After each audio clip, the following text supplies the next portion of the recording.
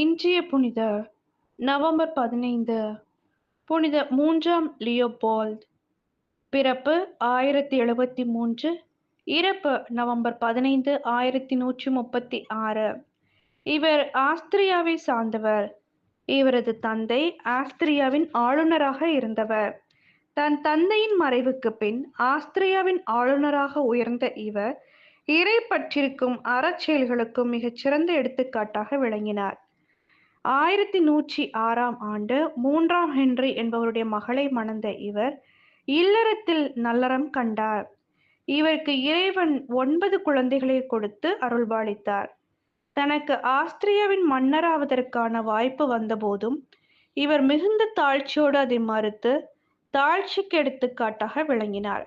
இவர் பல துறவு மடங்களையும் கோயில்களையும் கட்டித்தந்தார் என்பது குறிப்பிடத்தக்கது.